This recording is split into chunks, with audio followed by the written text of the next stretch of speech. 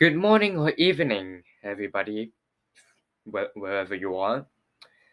Now, I know you might think that this is a week late, but since because last week I was at a retreat and we couldn't bring any devices there, I'm postponing the message of the month to this week. So, today's word of God is from Deuteronomy 11:26 to 28.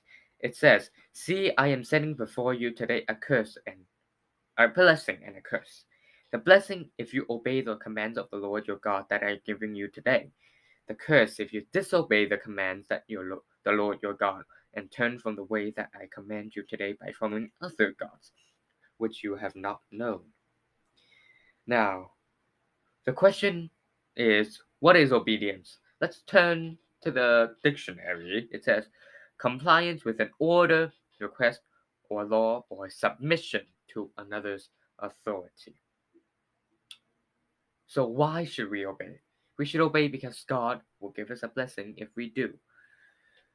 I know most of us obeys our parents or any authority over us, like our teachers, police, our doctors, etc. But do many of us realize if we're obeying God or not? To be honest, many people struggle with this. Even many Christians struggle with this. We usually know we should obey God and do something that is in the middle of obeying God or disobeying God.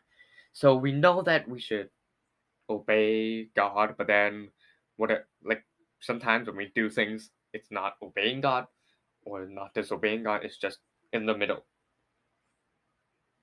Now in John 14:15, it says, "If you love me, you will keep my commandments." Another reason why we should obey is because we love him. He gave his life for us. So in return, we should obey.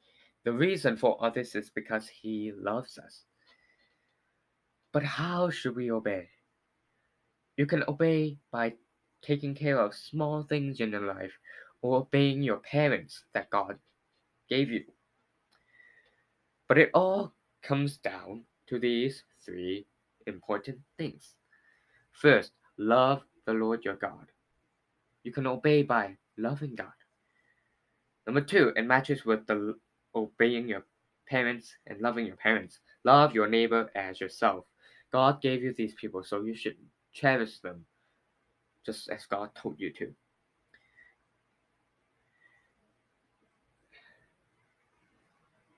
And third is through prayer. In 1 Thessalonians 5:17, it tells us to pray without ceasing.